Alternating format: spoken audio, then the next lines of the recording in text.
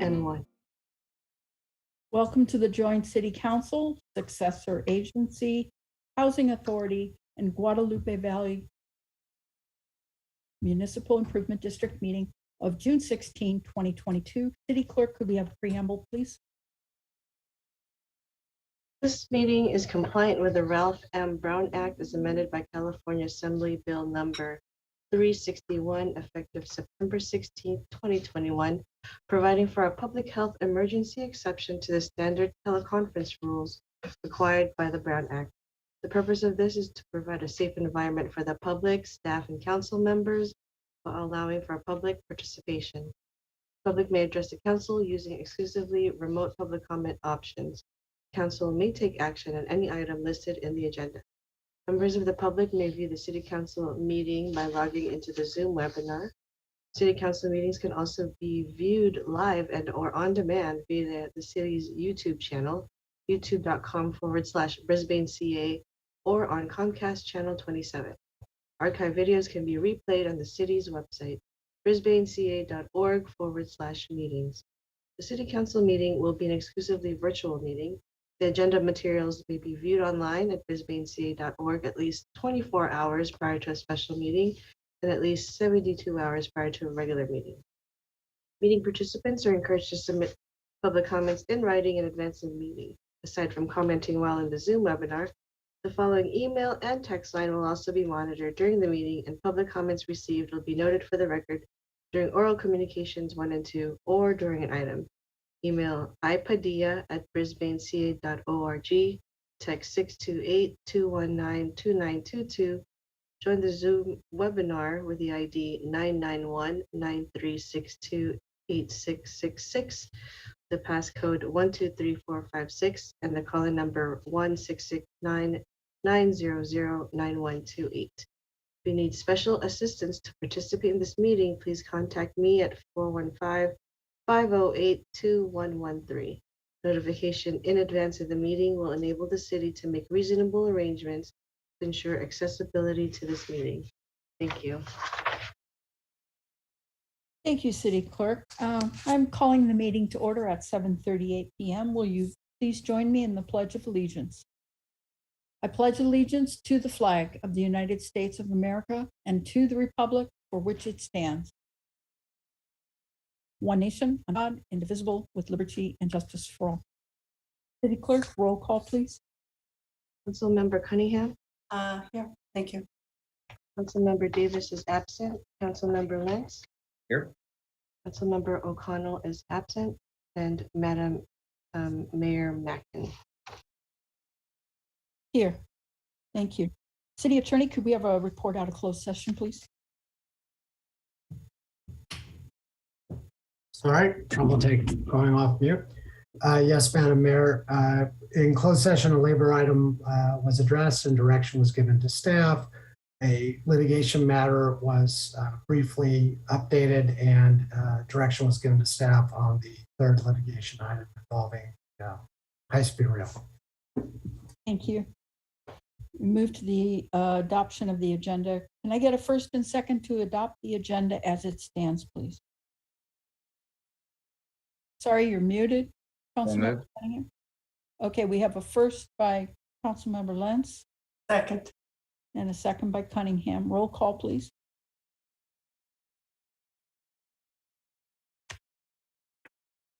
Councilmember Cunningham. Aye. Councilmember Lentz. Aye. Councilmember Davis and O'Connell are absent. Mayor Mackin. Aye. And next we move to awards and presentations. I have a proclamation in honor of Juneteenth, 2022. Whereas on January 1st, 1863, President Abraham Lincoln signed the Emancipation Proclamation, granting freedom to all held as slaves. 250,000 African Americans still remained enslaved in the state of Texas several months after the end of the war. Whereas General Gordon Granger arrived in Galveston, Texas, with federal troops to enforce the Emancipation Proclamation and free all those remaining slaves. This was on the 19th day of June, 1865.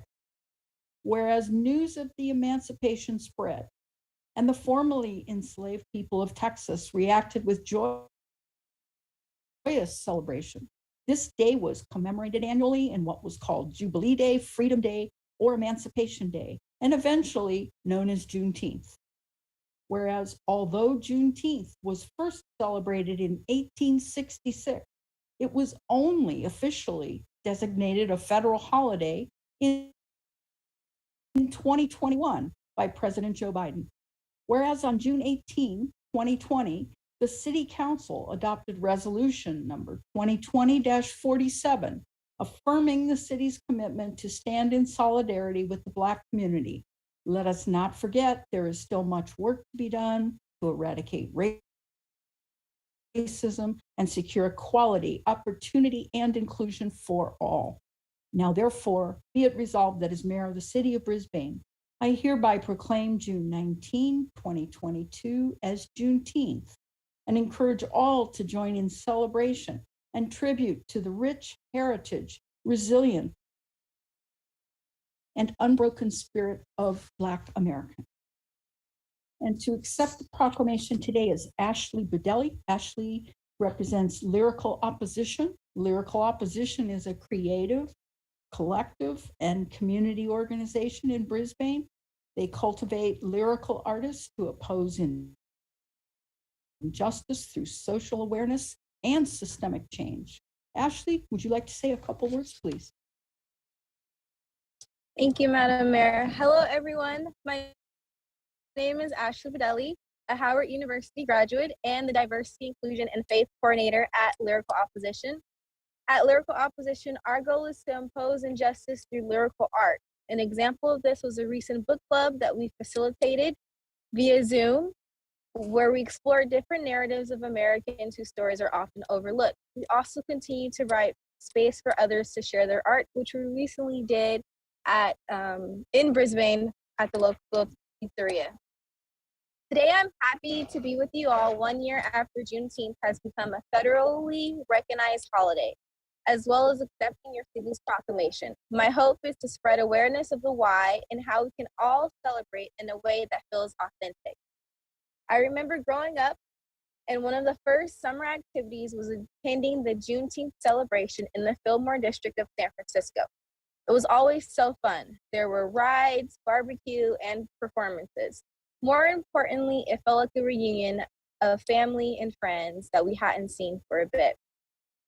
As I've gotten older and have had the ability to reflect on these memories,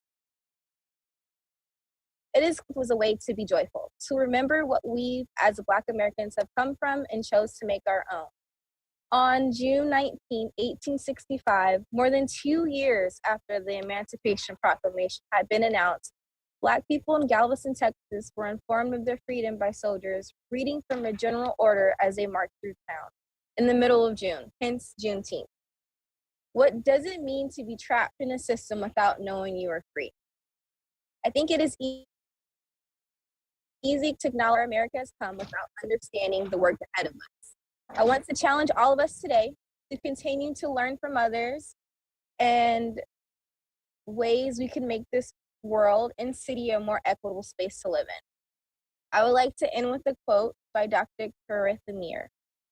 Juneteenth gives people an opportunity to reflect on what it means to live in a country and in communities that we say we value individual rights, we value freedom, we value freedom of the press and freedom of speech. And if we value that, we need to value that for everybody. Thank you. Ashley, thank you very much. And all I can say is it's about time that this year we can officially celebrate Juneteenth as a federal holiday. And I would also note that the Lyrical Opposition office in Brisbane is on Visitation Avenue, and it's a great bunch of young people doing remarkable things. And if you haven't been by the office, you should just go take a look even at the office. It's very inspiring and very motivating just to see all the different things that they're working on. So I appreciate you being here as a representative. And is there anyone else on the council who'd like to say a couple words? Councilmember Lenz? Yeah, just thank you so much, Ashley, for being in our town. I need to come by and check you guys out. And diversity, makes our community stronger. And thank you for the role that you're playing. We need young folks to get out there and be active. It can't be just as older, people, leading. We need young people to get involved, and thank you for doing that. Councilmember Cunningham. Ashley, thank you. I was at the opening with the Chamber of Commerce. It was so much fun. I'm an older person, but my brain still says I'm in my 20s. So I'm down with all that stuff, right? May we have a copy of your comments to publish to the people of Brisbane, please? That would be just wonderful. Thank you. And also, I would just add, I'm very pleased that Lyrical Opposition made the decision to locate in Brisbane. We consider ourselves progressive, and now having Lyrical Opposition here as a hotbed of fomenting new ideas is very exciting. So thank you very much, Ashley, also for being here with us tonight and accepting the proclamation. All right, we move on to oral communication. City Clerk, do we have any member of the public here tonight wishing to speak on an item that is not on tonight's agenda? Madam Mayor, I have not received any written correspondences or text messages, and I see no hands raised in Zoom. All right, thank you. Next, the consent calendar. I understand staff would like to pull item B due to a scheduling issue. So could I get a first and second to adopt consent calendar items C and H? I will make that motion to adopt the agenda C and H. Thank you. Is that C and H or C through H? City Clerk? C through H.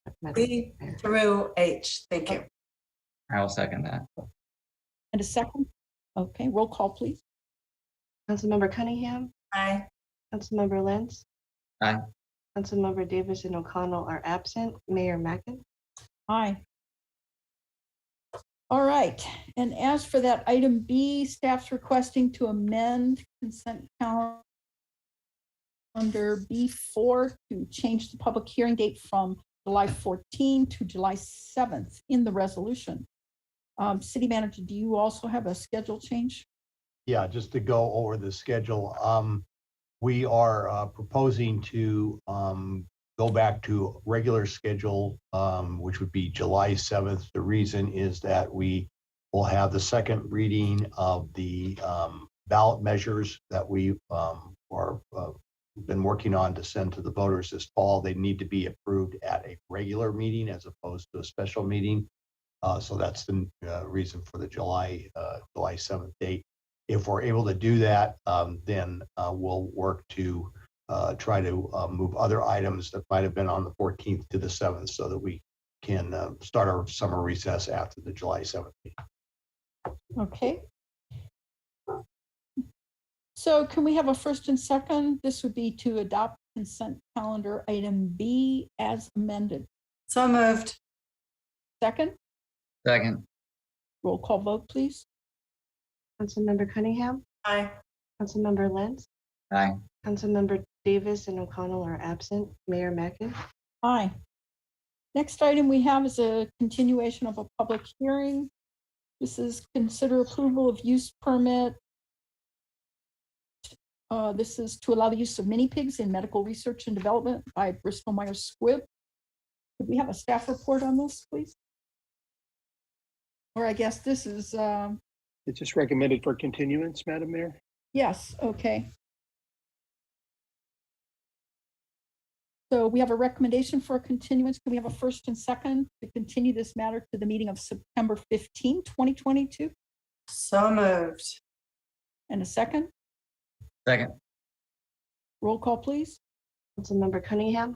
Aye. Councilmember Lentz, Aye. Councilmember Davis and O'Connell are absent. Mayor Mackin. Aye. Next, we have public hearing. These are to consider adoption of resolutions to approve the budget for fiscal year 2022-23. Could we have a staff report, please?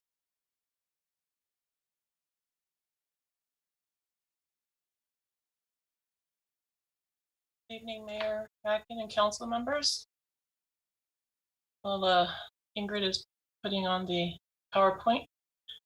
Just wanted to remind the public, we had our budget workshop last week on June 9th. Staff is coming back today for official request of the City Council to approve the proposed budget for fiscal year 2022-23. Again, I just wanted to thank the city manager, assistant city manager, department heads, budget managers, and staff who contributed to preparing this year's program-based budget while we implemented a new system. It set the foundation for future years and budget seasons.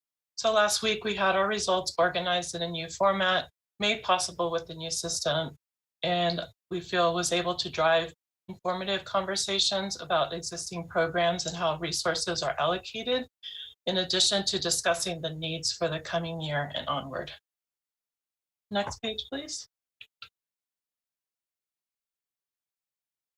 So we wanted to start by reminding the public of why we would prepare a budget. So the purpose of the budget is to allocate resources to meet the results required by the community as directed through the City Council, adhering to the city goals listed here on the slide that City Council adopted several years ago. The purpose of the budget also defines policy set out by City Council. It serves as an operating guide for management staff to monitor financial resources in compliance with state law and accounting standards. It is the city's financial plan for the fiscal year.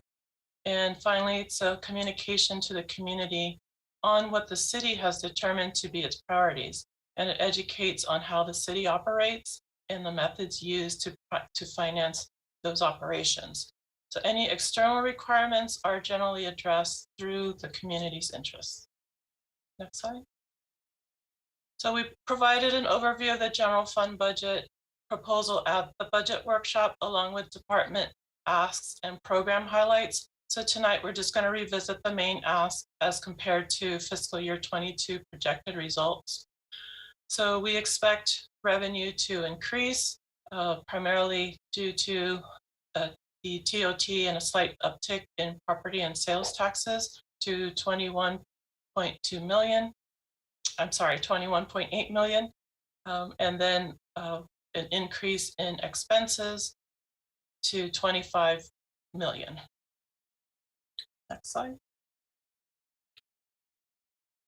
This is a slide that we revisited and wanted to make sure that we address concerns that Councilman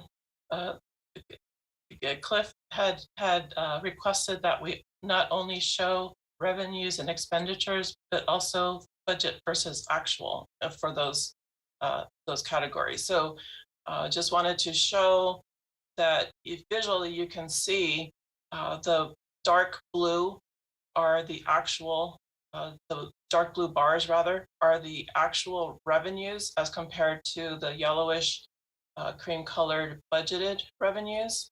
And then you will see that the dotted line are the budgeted expenses compared to the solid line for the actual results of those expenses. So we've been conservative with estimating revenue, not significantly, but truly attempting to propose educated projections. And so we're fairly close, but so 2019, 2021, we had some anomalies happening.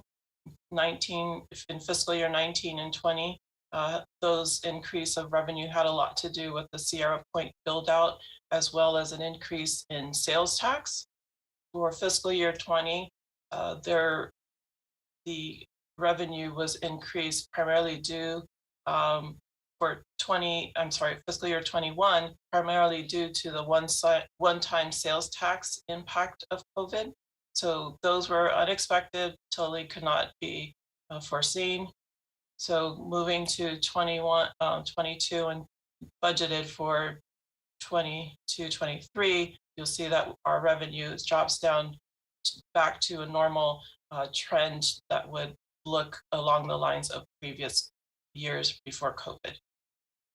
For our expenses, we've primarily been on target. We had a few years recently where those expenses exceeded the budget. So for 19 and 20, those increases could be attributed to increase in planning activity and related costs because of the Sierra Point build out, as well as increases in costs due to COVID. So we have to remember that for accounting purposes, any reimbursements that we do get for whether it's for wildfires or COVID support, they would not be reflected in these expenses. So that's why you would see the increase here, but you could have the offset in another area in the revenue.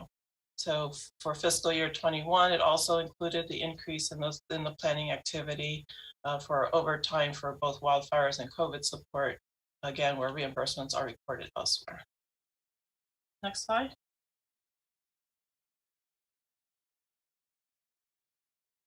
We wanted to provide a snapshot of the outstanding debt. Since last year, it was pushed out from 2035 to 2042. And that was primarily due to a loan that we obtained to fund the purchase of property located at 70 Old County Road with a net increase of 3.5 million. And next. We wanted to revisit what we're recommending with this budget as we enter fiscal year 22-23. Revenues of 21.8 million, expenses of 25 million for a net difference of 3.2 million. But we're recommending that we continue to provide necessary services, even though there will be a use of funds, fund balance. But we want to continue to provide necessary services, actively fill the open positions that we have, continue to move towards the 25 Park Place improvements as we expand our city hall and admin offices, continue with the organization-wide technology project, delay funding pension reserves until year-end results are known, and then finally to use the recession reserve to cover that difference. So we want to use fund balance funded partially by the reserve established by City Council for such times as these and carrying forward available from previous year. And that concludes the presentation. So if you have any questions, let me know.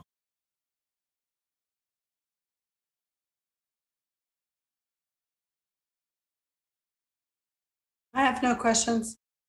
Colleen, you're muted. Okay. I just wanted to say that reading about other peninsula cities and how they weathered through COVID, where they tried to support their businesses and their residents, it was really tough. And I know some cities are still really hurting, trying to play catch up. And within Brisbane, if Carolina, if you could address two of our biggest sources of revenue were an online business and also our transit occupancy tax from the hotels. Could you just talk a little bit about that? Sure. So for our TOT or transit occupancy tax, we generally or had before COVID had been trending for about 3 million in revenues coming into the city. Unfortunately, during the lockdown or close down, however you want to call it, we lost over 50% of that revenue. So it was something that we have to really look at on how we would be able to support that. And so we are seeing it in rebounding. We're not quite at 3 million for sure, but in fiscal year 22 and projecting in 23 that will go back to 1.7 million, at least to start.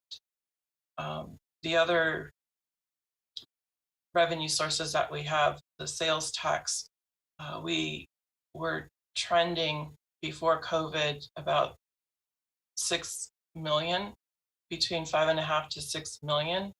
And during COVID, we actually did see a spike because we had some online retailers that were doing rather well during the COVID period. And with everyone else, all of the other agencies around us who have like malls or car dealerships hurting, it actually increased our sales tax capability for that period. Unfortunately, we did lose the online retailer in August of last year. So it's really dropped us back down to even lower than pre-COVID levels. And so now we have to find ways, or if determine on how the rest of the businesses will be making that up. So that's where we are now. We are projecting about 5.5 million for fiscal year 20. Okay. And Councilmember Lentz, we'll get to you, but I just saw a hand pop up from our city attorney. You're muted. Thought I had just done that, sorry. Very briefly, I should note for the public record that while the temporary occupancy tax is down dramatically, part of that is in dispute. So some of that is exactly what we would all expect, but some of that is also a decision by one particular property to withhold improperly and in violation of their contract, and we're pursuing our legal remedies. Thank you. Thank you. Councilmember Lentz, you have a question? Yeah, thank you, Tom, for highlighting that. Carolina, excellent job last week. You really laid out, what the, what are, where the revenues coming from, the expenses, and of course, all the department heads, put forth, really strong cases why, they, for how they spend the public's money. And yeah, we're in good shape, but of course, things could be better. You mentioned, the sales tax, and, that's one of the ways we're going to be looking at trying to create some additional revenue. And hopefully, we can get that on the ballot and become successful, help to, reduce some of these deficits. So, if you wouldn't mind just kind of sharing a little bit about, like, if that was to pass, how that would help these deficits that we're showing this year. I don't want to steal anyone's thunder, but is that, okay. I know that if there is going to be a discussion on that, and so we were looking at for another transaction and use tax that we're looking at. It could be, if on an annual basis, up to about $2 million additional. So that's what we're calculating based off of the existing makeup of our sales tax providers. All right, thank you, Carolina. Okay, at this point, I'd like to open the public hearing. City Clerk, do we have any members of the public wishing to speak on this topic?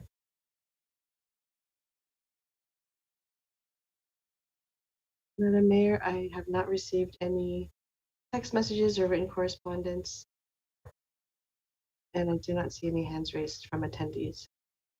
Okay. So can I get a first and second to close public hearing? I'll make that motion. Yeah. We have a roll call vote, please. Councilmember Cunningham, Aye. Councilmember Lentz. Aye. Councilmember Davis and O'Connell are absent. Mayor Mackin. Aye. All right, council discussion, any further comments? Councilmember Cunningham, you have a hand up. Go ahead. Thank you, Carolina.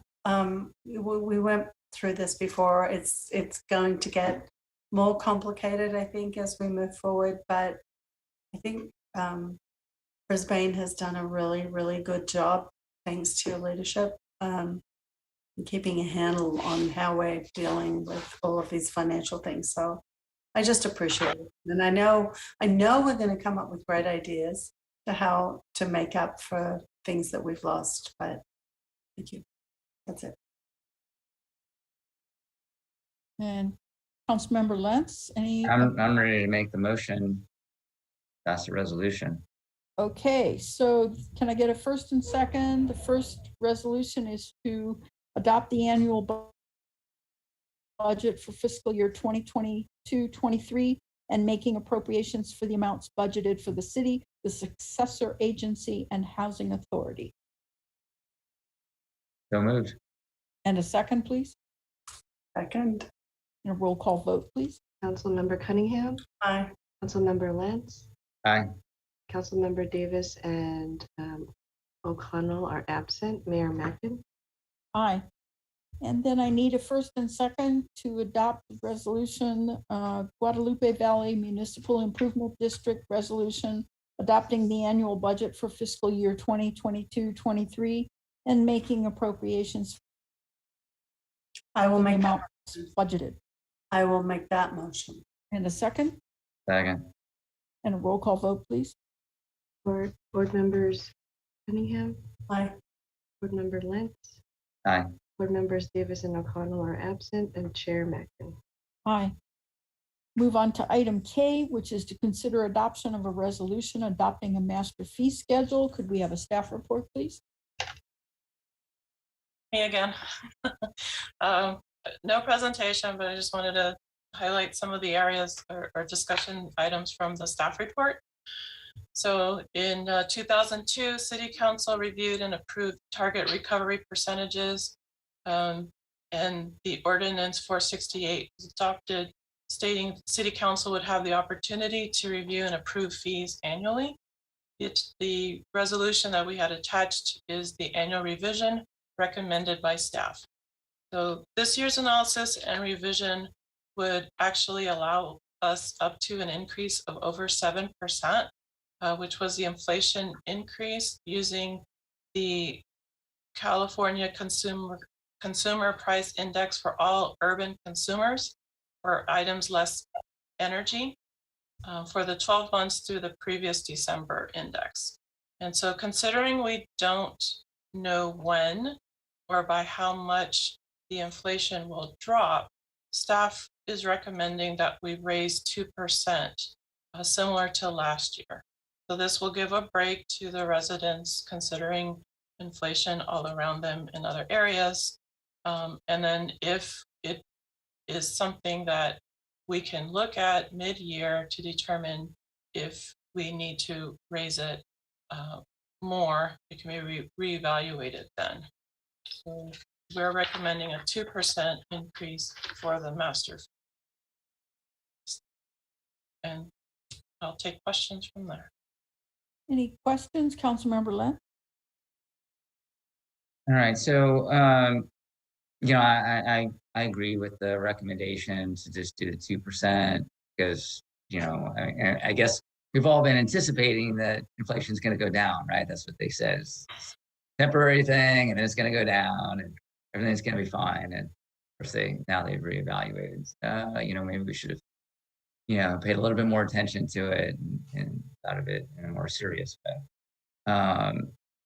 But I still feel like, yeah, you know, maybe it might go down, and no sense making it high, and it's hard to bring rates down. So, but I do have a question for you. You know, so in the you talked about the pool, the aquatic daily rates, and so that there's no increase there because it's, I don't know, there's a reason for it.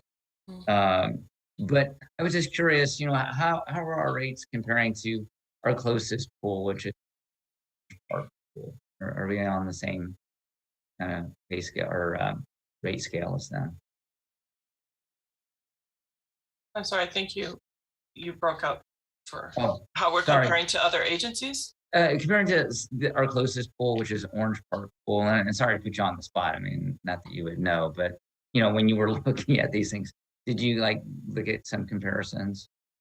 Right. So we send these out to each department, and they will compare their rates to others, but mainly we're looking at what does it cost us, because what we have to do is we have to make sure that we're recovering our costs through the fees. We're not allowed necessarily to raise it if others are higher. It's really in relationship to the costs that we incur. Okay. Fair enough. Thank you. Councilmember Cunningham. Carolina, I'm just wondering, do we need to consider this right now?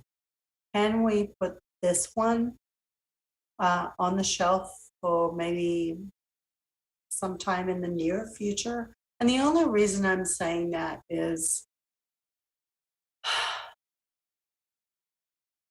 I think most people in Brisbane are suddenly feeling a little untethered from the constraints of being locked inside the house. Many people have lost income. Many people are in different financial situations than they were pre-COVID. Is this something that we can put off a little bit? So it's just one of those things that is enticing to as many people as possible. Did I make myself clear in my question? When we saw the increase based off of the current budget expectations, we're seeing an increase of about 18,000 if just by raising these levels. So it's really at the pleasure of council if they want to, if you want to revisit it mid-year again and give a 6-month pause. But did my question resonate with you in the reason I asked the question? It's not that I would love to raise revenues because we are behind the 8 ball because of COVID, but this is such a small amount. Stuart, I see you over in the corner. You're going to jump in a minute, but I see it as a small amount relative to the amount of joy, pleasure, and potential mental well-being that it might add to the people who are using our pool. All right, I'm going to shut up and let Stuart jump in. Well, I mean, I think if you're asking the question about the pool, I think Carolina said that we're not looking at a very large increase in the pool rates because when we do a 2% inflation rate, it doesn't really impact. I don't think it really impacts the rates, and I don't know. But I would recommend that, if you want to look at recreation rates separately, then you look at all of the other rates, because the master fee schedule also includes all of our planning fees, all of our public works fees. I mean, things that are paid for not by our residents, but it covers our cost of services of providing planning services, providing engineering services, providing police services. I mean, if there's specific parks and recreation fees that you would like to look at, I think taking those out of this one and maybe looking at those separately. But I would say that you would want to pass the entire resolution with maybe just a couple of changes, not holding off the entire resolution until that point in time. Okay, that makes sense to me, Stuart. But did you understand the gist of what I was saying? Right, and that's why I would say if you want to look at the parks and recreation fees and say that you want to hold off making changes to the parks and recreation fees, that makes sense from what the question that you were asking, because the parks and recreation fees that our residents are using primarily and that they are being able to go out and exercise and participate in. But a lot of all the other fees are really cost of doing business. Okay, no, I agree, and thank you, and how we can work that in if our council members agree with my thought process there. Thank you. I have a question. So the previous year, we increased rates by 2%. And this is a recommendation to, even though it's allowed up to 7%, to just go with 2% again. What would we normally be raising? It depends on the index. So we have been in 20, we actually didn't raise at all because that was like in the beginning of COVID. But in previous years, we've been using what has been allowed by the CPI. Okay, So but I guess what I'm saying is if we're recommending 2% as kind of giving everyone a break, what would we normally be raising it this year? 3%, 4, 5? No, we based off of the CPI available to us, it would actually be over 7%. Okay, so my concern here is if we go with 2, what does next year bring? Are we playing catch up to where then it could be exceeding 7? Well, the concern that we have is we don't know if the inflation rate would be going down. Mm-hmm. And then you're trying to play the game of up and down. And so you could move towards a larger or you could move towards a gradual, but it's really, we are allowed up to, and then it's at your discretion on how you want to get there. And I mean, I'm just taking in everything that also Councilmember Cunningham had said, but if we in fact go through a really tough year and things don't come back and inflation goes up, and then are we subjecting people to a greater hit next year? That's my concern, because as Stuart pointed out, these are not just recreation fees. These are everything from planning to fire fees, police fees, public works, many things. And I'm concerned that looking at our budget, which we spent many hours looking at, and the loss of revenues from 2 significant sources, that it might not be wise to go with 2%. And I am open to a discussion. Councilmember Cunningham, you're talking about certain recreation fees. We can certainly address that. But that overall, the other fees, maybe 2% is too conservative, because we do have staff time that we have to account for. And I know that that is another reason why we are looking at some of these other options, to kind of look at all of the revenue streams as a whole. Councilmember Cunningham? Sorry, Cliff. That's not good. I'm sure you're wanting to weigh in here. Well, what about the thought process of, and I don't know that this is going to be a staff supported idea, but you know, some of us can and some of us can't afford all of these changes. Can we do, Carolina, you can help me out with the terminology here, but based on income, or maybe Stuart, based on income, you know, above X amount, you know, it gets raised 2%, above X amount, it gets raised 7%. I'm really sensitive to the fact that we have people in our community that are hanging on by a string on every freaking bill that comes into the house, the electricity bill, the everything bill. So, you know, can we tier it? Does that make sense? I know, Stuart, you're about to assassinate me, but but I'm trying to be reasonable relative to the fact that yes, I can afford to pay it. If you send me that bill, I will pay that.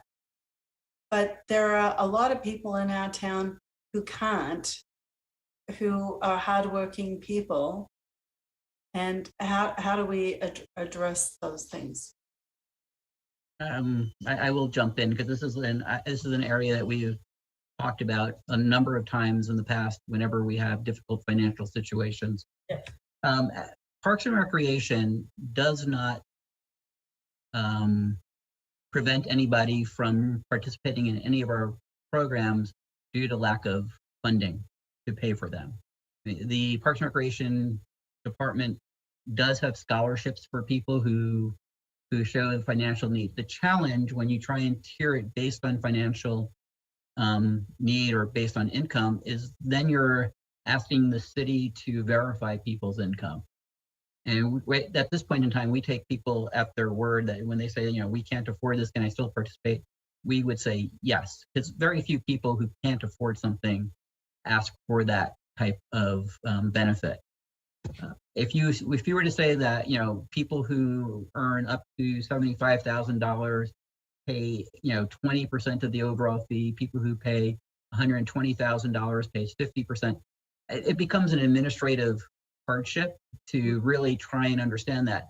Instead, we reach out to our community on a periodic basis. Our Parks and Recreation Department does let people know, that we do have the ability to provide scholarships for people and for children who whose parents cannot afford to put them in the after-school program. We always have a couple of children who are like that. During COVID, we did a little bit more outreach for that, and I think what really we need to do going forward is maybe just do a little better job in outreach. I mean, we do an outreach for our water and sewer bill on a periodic basis, and maybe doing an outreach on Parks and Recreation programs would also be a good thing for us to do on a more regular basis, so people are aware of it and can participate in it. I just want to say, I will say that we are aware of parents who may have some hardships, but they are not willing to admit to it to us, and they still make the payment. I mean, and that's, we offer it, but they say, that doesn't apply to us. There's a sense of pride for many people in our community. I wasn't actually just calling out Park and Rec, I was just calling out the whole situation. I think when you start looking at the planning fees and you start looking at the engineering fees, those are for new projects. They're not so much for, they're for someone who's trying to improve their home, trying to improve their property. And it becomes very difficult to say that, those are hard costs for us. Parks and Recreation, we already subsidize through the general fund, but we really try not to subsidize our planning and our engineering. And you look at some of our police fees or copying fees and records fees. I mean, those are things that, somebody has a need for because they're doing something proactively that's not really a recreational, like, let me get out and do stuff. And that's why I think where Carolina recognizes from an overall perspective, we, as opposed to going for the full 7% that, the city council policy would say we would want to do, let's do 2% right now because we do recognize that this is a difficult financial situation for everybody. And let's do the minimum that we can. Let's keep moving it forward because as Councilmember Macklin said, or Mayor Macklin said, the problem is going to be at some point we may need to catch up. I will tell you the infrastructure subcommittee is dealing with this challenge with the water and sewer rate. We have as you put out a RFP to look at water and sewer rates. We haven't raised our operational rate for a period of 10 years. People have been able to take advantage of the fact that they haven't had to pay higher rates for 10 years, but at some point we do need to do the catch up.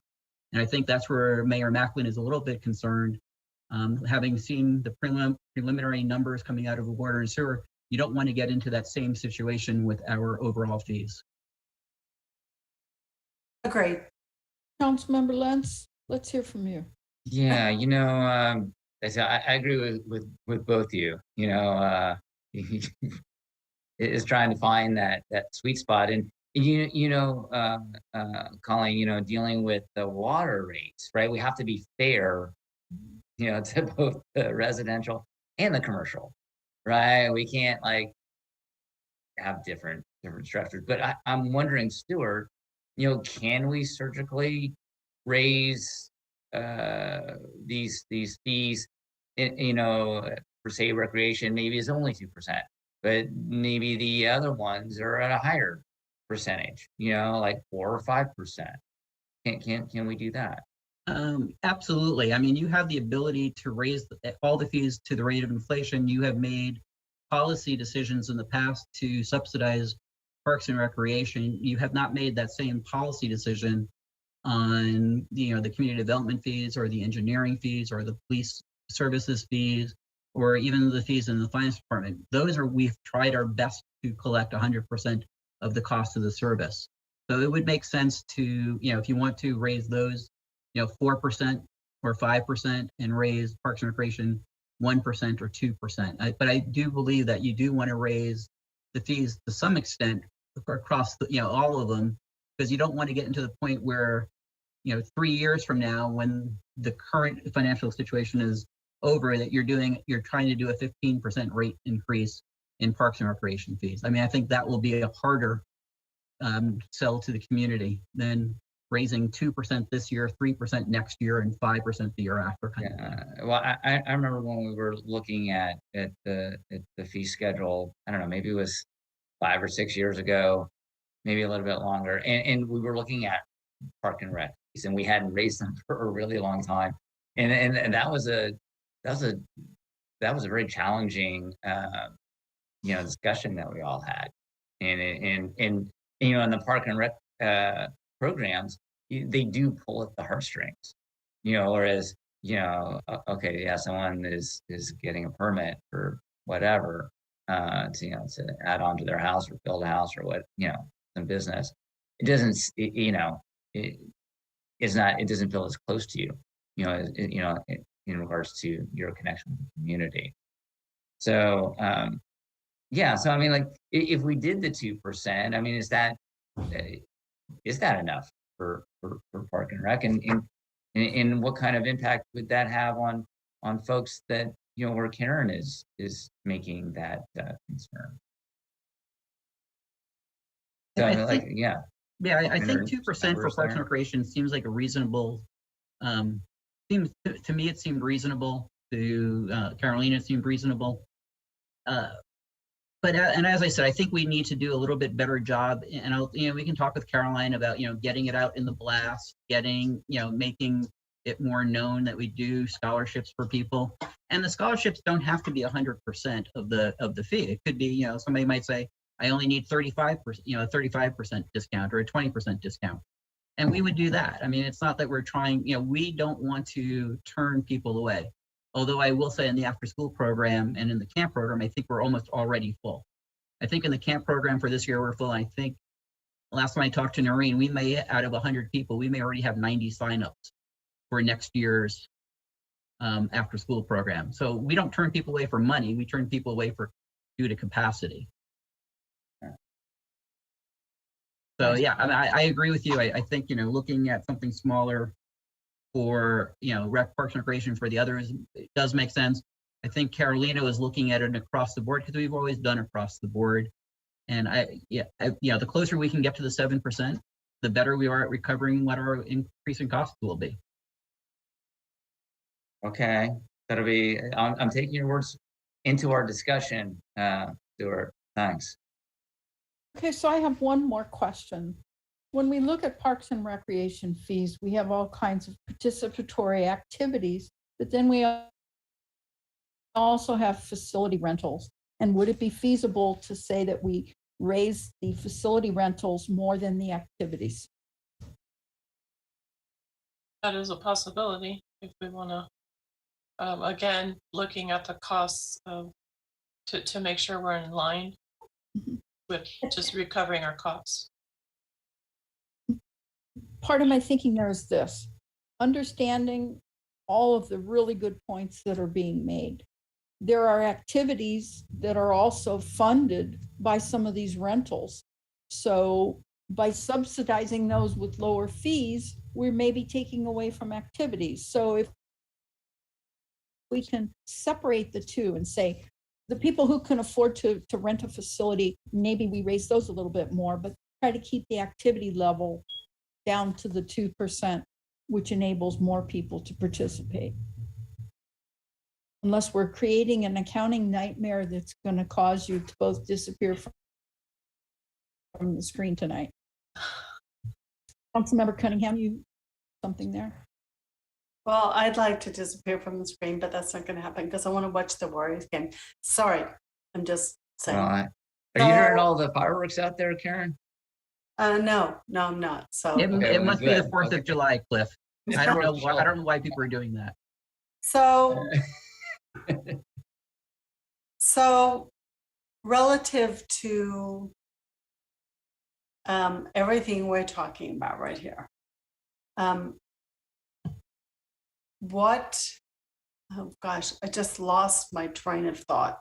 I'll come back in just a minute because it was a really good train of Well, thought. we still have a public hearing. No, wait. All right, sorry. Can I make a suggestion on the facilities? I mean, if you want to raise the facilities, what my suggestion would be is maybe raising Mission Blue higher than you raise the community center.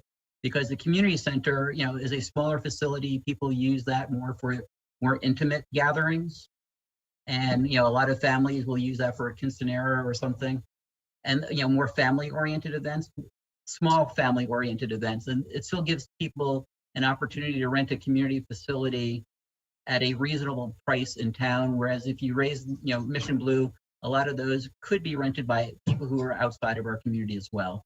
So I would say that if you're looking at trying to do something to help people in town, keeping the community center rate at maybe at 2 or 3% and raising the Mission Blue rate at 5 or 6% might make some sense. I'm back to my thought process about Mission Blue. Okay, so Mission Blue Center is something that is in dire need of an upgrade. And as Stuart said, we can rent Mission Blue Center out to outside people, as well as people within Brisbane, but it is in such dire need of repair.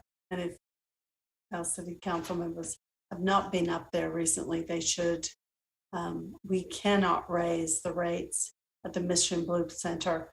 And I did bring it to Clay some time ago that if we do a major upgrade at the Mission Blue Center, including getting rid of dead plants and all the other things that are going on there, and we put in a commercial kitchen, we can rent that place for more than double that we're renting right now. So just a thought, just a thought.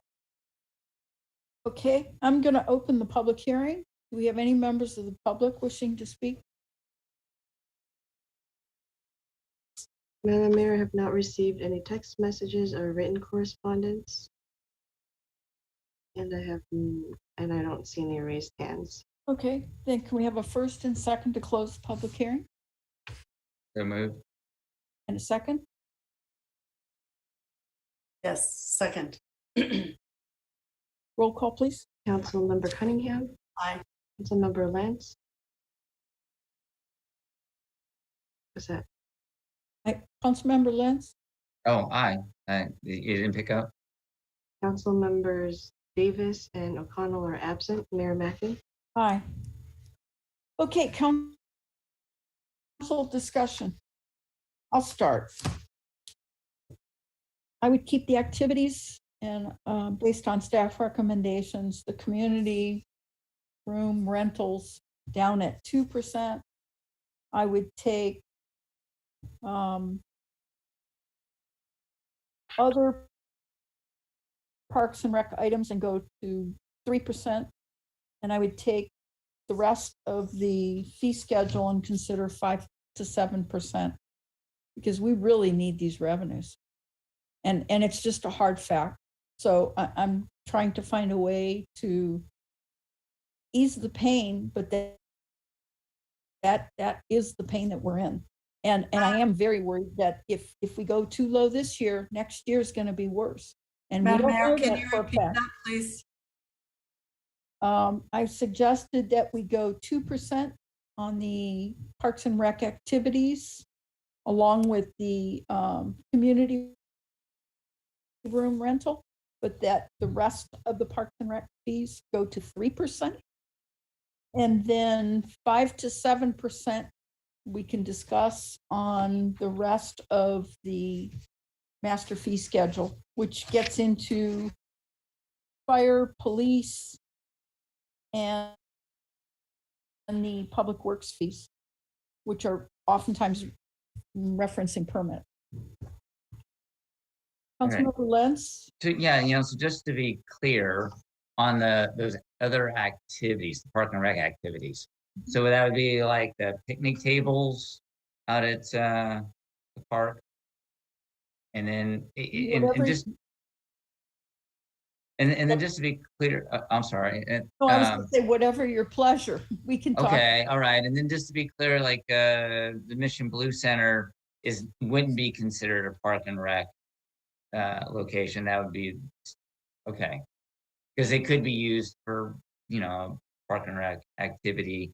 So then also looking at the ball field, right? So the majority of the use at that ball field are the softball group, Academy of the Arts. They charge a boatload of money. That university is extremely wealthy, so I would be charging them kind of the maximum scale, even though that might be considered a park and rec activity. May I interrupt? So is that local versus external? I'm sorry to interrupt. I'm just asking that question. Resident versus non-resident? Is that what you're referring to? Yes, and I'm sorry that I interrupted, Cliff. No, that was a good, Interruption. interjection. I mean, local versus non-local. Okay. So, Sorry, go ahead. so you're bringing up an interesting point. And we could, in fact, keep the resident fees for activities and the community room and picnic table rentals in the park, all of that for residents at 2%, and make the non-residents go up 5%. Or activities. We're talking activities, community room, and picnic table rentals in the park. If I may, I've heard from several people, out of town people rent these things and then it's a local thing. So how do we kind of police that one too? Just saying. You got to trust, right? When they pull the permit. We do require local residents when they are applying for an application. We do make sure that they are a local resident. We are able to check their driver's license or make sure they have a bill in town. And we do require the person who is filling out the application as a local resident to take responsibility for the insurance and for the, if there's any damage deposit. So, I mean, a local resident, if that happens, a local resident does have responsibility for it. I mean, the challenge is always that, you may have a local resident renting a facility, a park, and you only have a single local resident, but their family's from out of town. So it seems as if it's an out of town event because we don't recognize everybody, but there is somebody in that event if it's rented locally, a local person who's taking responsibility. And we've been dealing with this issue, I know, for the 21 years that I've been in town, that we've always had this. This is a conversation we have constantly. And, in Parks and Recreation, we could raise the rates at a higher percentage because we do subsidize all of our Parks and Recreation facilities. I mean, if we were to do a full cost accounting of any of our Parks and Recreation programs, it would not be considered affordable, reasonable and affordable. So, you can do what you want to do with your Parks and Recreation rate from that perspective. Councilmember Lentz? Yeah, so Stuart, based on that, then we can have a 2% whatever increase for locals, and we could have a 6% increase for non-residents. Correct. I mean, this is similar to what the conversations we've been having in the infrastructure subcommittee. As long as we're charging less than the full cost of the service, we're perfectly fine in having our rate structure the way it is. It's just that one group of people cannot pay for the cost that another person. So that's why you're able to, in Parks and Recreation, have a residential rate, non-residential rate, because almost all parks and recreation programs are subsidized in some fashion through the general fund. Okay. So then, kind of tailoring what you said, Madam Mayor, in regards to those activities, keeping it to local, but then having the higher rate for non-resident seems more appropriate. Really kind of cutting it a little bit cleaner, than having more of a blanket approach, at least in that area. And then having the higher rates on the other, bigger ticket items for sure. Councilmember Cunningham? Agreed with what Councilmember Lentz said.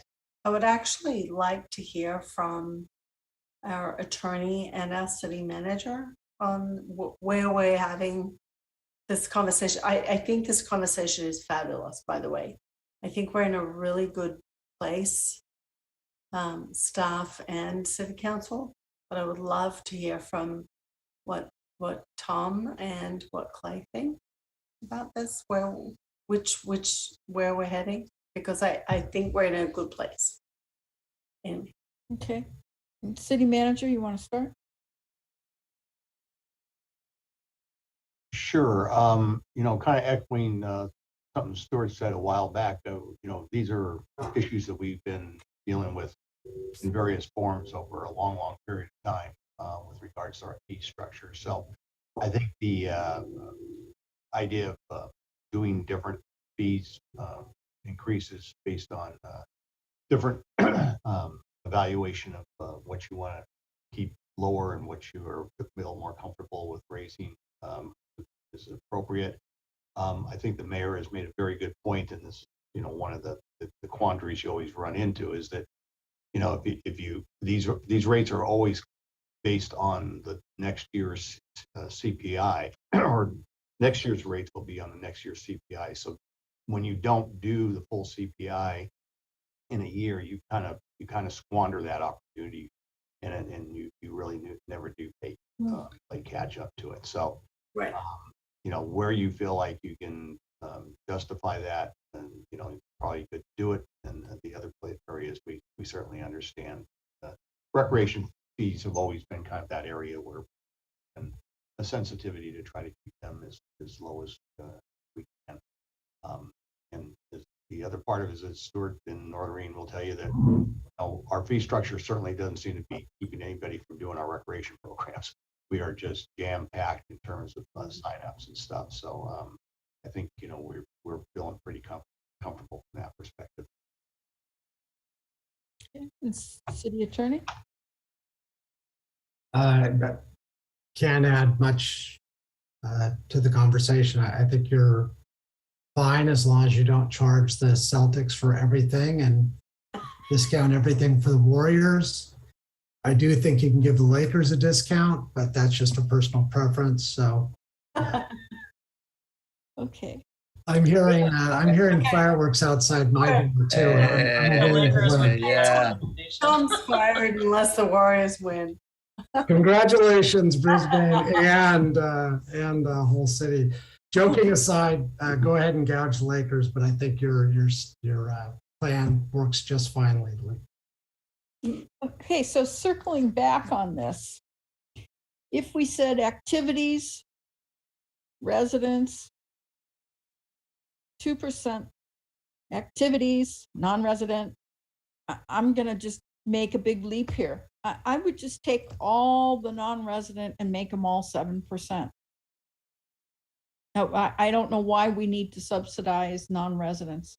I'm cool with that too. I mean, it was very interesting. This conversation has come up, but we have residents who have no money, and we get that, and to subsidize out of town people at a low rate, no. So yeah, let's lowball our local residents and I get you, what you said. Okay, so then the distinction, we've said activities, residents 2%, non-residents 7%. And then we get into the Parks and Rec rentals. And I would just say for residents, we raise it 5%, and the non-residents, everything else just goes to 7%. Just in keeping with what Stuart said, most people who are really renting facilities have the money, they seem to have the money to do it. And so 5% is still nominal for residents. It's giving them a break. If we're creating an accounting nightmare, we need to hear from Carolina, because we could also just say all the facility rentals for residents also go to 7%. Cliff, Yeah, oh, sorry. wait, Well, I was gonna just ask Carolina, so in the staff report, you talked about like, you don't know how far inflation is gonna drop, and that's why you put it at that. Is that an issue if we just like, we go with 7% and say inflation does drop? We don't have to, then lower our rates, correct? We just well, have- how long before we can revisit it? Next year. Oh, okay. Cliff? And then we wouldn't have to raise it much next year. Or lower it, We have the choice. right? Right?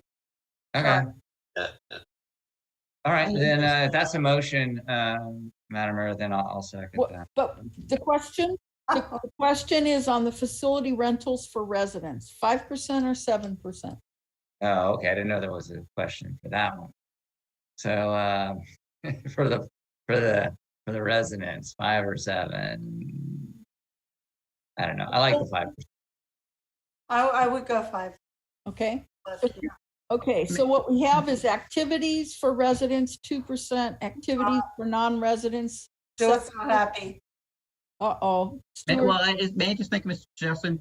How about if you do not approve the Parks and Recreation fees tonight, and we bring that back to you either next week or at your July 7th meeting, but you approve all the other fees tonight as you suggested. So that way you can see what the impact of that we're talking about is. And we can make sure we capture what you're saying correctly. Fair enough. okay, I'm just thinking that might just help, make sure that what exactly what you want to have done is what we are doing as staff. But I think that you're very clear on all the other fees. You would like that raised at a certain percent across the board. And that's an easy one. When you're talking about Parks and Recreation, there are some nuances, and I think it might just be better if we bring that back to you so you can review that again in either next week or, if we have the ability to get us turn around a staff report in time. And I apologize to Carolina for that, or if she can't, because there's other things that she's working on, to bring it back at the July 7th meeting. July 7th is our next meeting. No, you're having a special meeting on the 23rd. Mhm. You But just is you this- approved it earlier. With a public hearing, would we be able to do it? Oh, that's true. You probably have to do it on the July 7th. You're right. I apologize. So, I mean, bring it on July 7th. I mean, what happens is that it takes 45 days to put the fees in place after it's approved. So doing all the other ones tonight makes sense. But there's a lot of discussion on Parks and Recreation and wanting to make sure that we capture exactly what you're saying in the way you want us to. I think it would be better for us to wait until July 7th. okay. And we could show the current rates, the current 2% rate, and the additional column for what you're proposing tonight, and how that would compare. That sounds very good. So moving this ahead, what we're looking for is adoption of a resolution, adopting a master fee schedule excluding the Parks and Rec fees. So can I get a first and a second? All right, I'll make a motion to pass resolution increasing the fees for all non-Park and Rec items by 7%. I will make that second. Okay, and a roll call vote, please. Councilmember Cunningham, Aye. Councilmember Lentz, Aye. Councilmembers Davis and O'Connell are absent. Mayor Mackin, Aye. Um, Okay, motion carries. I'm sorry, was that 7%? 7. Thank you, Carolina. Thank you, Carolina and Stuart. Moving on to new business, item L, consider adoption of a resolution establishing the appropriation limit for fiscal year 2022-23. Staff report, please. Okay, sorry, you're gonna get bored of me. My turn again. Okay, so in 1979, Proposition 4 was adopted by California voters, so specifying that governmental entities must calculate and adopt annually an appropriation limit. These limits are also referred to as GAN limits, where the fundamental purpose of the appropriation limit is to keep real per person government spending under 1978 to 1979 levels, adjusted for inflation, and to measure if the city has revenues that cannot be appropriated because of the limit, meaning the city has excess revenues. So we've attached to the staff report the proposed limit, and based off of the various calculations as part of the proposition, the city's resulting appropriation limit would be $25,616,884. And so the tax proceeds expected to be received, including the GVMID, is currently at $18,034,288, or 70% of the limit. And so anything that would go over any tax revenue, specifically tax revenue that would come over that limit, we would have to determine a rate that or determine a method on how to return that to the citizens based off of procedures directed by the city council. So what we're saying is the appropriation limit for 2023 is $25,616,884. And that's what we're presenting tonight. Okay, thank you. I have no questions. Councilmember Lent, questions? None. Okay, Councilmember Cunningham. I have no questions either. City Clerk, do we have any public comments? I've not received any public comments, Madam Mayor, and I see no hands raised with Okay, our attendees. all right. If council would like to discuss further, or if you're ready to go, I'll take a first and second to adopt the resolution establishing the appropriation limit for fiscal year 2022-23. If you have any questions, I have no questions. No. If you want to make the. I'll make the motion. And a second, please. Second. Roll call, please. Councilmember Cunningham, Aye. Councilmember Lentz, Aye. Council members Davis and O'Connell are absent. Mayor Meckin. Aye. Moving on, City Manager, could we have your report, please, on upcoming activities? Thank you, Madam Mayor. The first item that we have is we want to note a very unfortunate incident that took place on Saturday, June 12th, when Millbrae City Council member Anders Fung was walking with his family when he was struck in the head from about 20 feet above. This happened in San Francisco. He suffered a 2-inch gash, needed staples and herniated disc in his neck, but expected to fully recover. I would just remind everyone that hate has no place here. Report anonymous tips to the Brisbane Police Department at 415-347-2070 or at brisbaneca.org/tipline. Statements from the chair of the IDIG committee and mayor will be shared in the blast tomorrow. The Cure Coats 5K run is this Saturday, June 18th at the Brisbane Marina. The race starts at 9 a.m. Signups are at bit.ly/2022 Cure Coats 5K. All participants will receive a t-shirt and awareness bracelet. You can grab a partner and sign up for the feed in the 2022 Cornhole Tournament. Signups are at www.brisbaneca.org/cornhole2022. This will be at the community park on June 24th. Brisbane Police Department will be hosting an automated license plate reader community engagement meeting on Wednesday, June 29th at 6 p.m. You can join live at brisbaneca.org/ALPR/Zoom.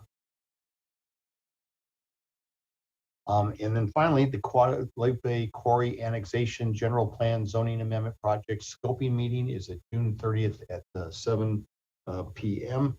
The purpose of this is to provide or to solicit public input and identify agencies on specific topics that they believe will be addressed in the environmental impact report. You can also tune in to channel 27 to watch this. And that is tonight's report. Thank you very much, Clay.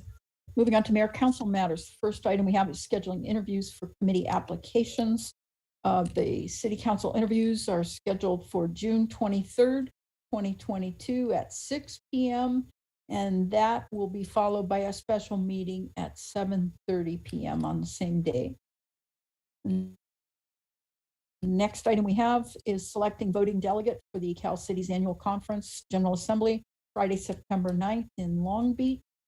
And so we need to choose a voting delegate. Do we have anyone who would like to volunteer to be the voting delegate? Councilmember Cunningham? I would like to vote to be that delegate because I am attending this conference. Thank you. Okay. Councilmember Lentz? Yeah, that's fine with me. Okay. So can we have a first and a second to select Councilmember Cunningham? I'll make the first on it. Can we have a second? Second. Okay, and we have a roll call, please. Councilmember Cunningham. I guess I vote for myself. Councilmember Lentz. Aye. And council members Davis and O'Connell are absent. Mayor Macri. Aye. Thank you, Councilmember Cunningham, for your willingness to do that. I Moving on look to county. forward to representing us. Thank you. Thank you. Moving to countywide assignments and subcommittee reports. Councilmember Lentz, would you like to start? Sure. Yeah. This morning I had a Countywide.org meeting. Went over our work plan and strategic plan as well as the budget. And yeah, pretty straightforward stuff. Kind of wonky. And then you and I, Colleen, had our infrastructure meeting, just trying to get a better handle on water and sewer rates and how best to move that forward. And every time I attend one of those meetings, I just become more and more educated on the complexities of what's at hand. And it's not going to be an easy go for us as a council, and the community, because we do need to raise the rates and doing so in a significant manner. But it's necessary, and but I feel like we have a good team, and I feel that we'll have the proper game plan in place to really explain and educate the community on what's at hand.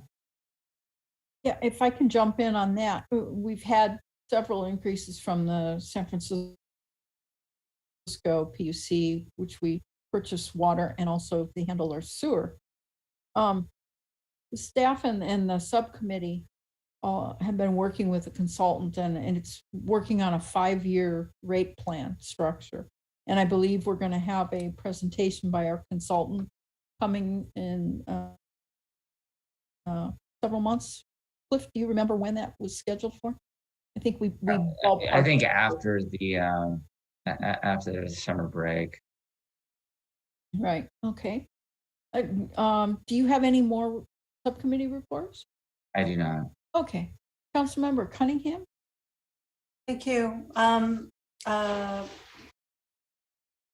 Well, I had 7 meetings last week, but I'll just stick to the 2 that I think are really important. So we had a CCAG meeting and the legislative committee of CCAG.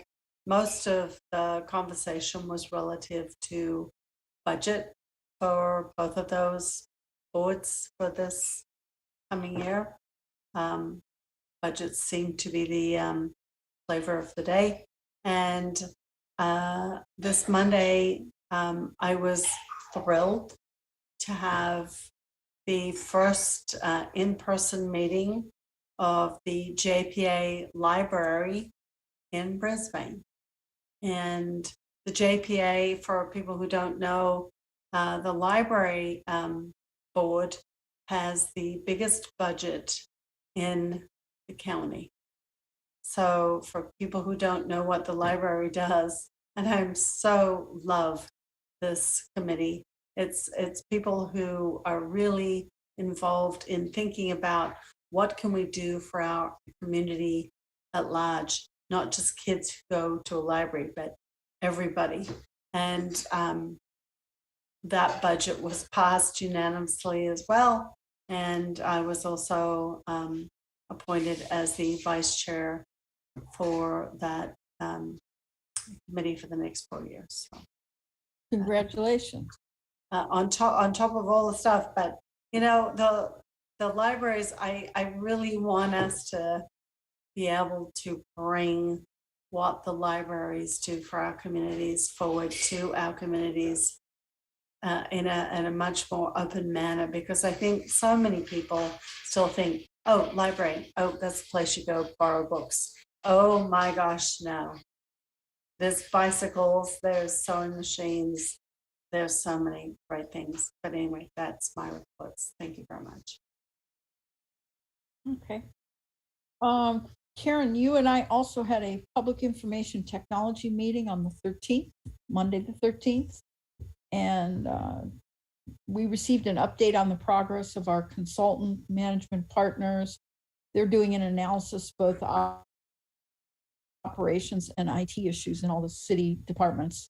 And this is kind of following the suggestion of our previous IT consultant, Client First, who earlier in the year had recommended an in-depth analysis of all of our software and trying to see how it interfaces between departments, and also an examination of procedures so that they're documented, and identifying what can be streamlined or maybe served better by different software applications. So did you want to add anything to that? No, I think that's great. But when you're done, I've got one other committee. Okay, go ahead. Public arts. That's all I have. Sorry. Public Arts Subcommittee, still working really hard on how we work together as a community to bring the public arts ideas and projects forward.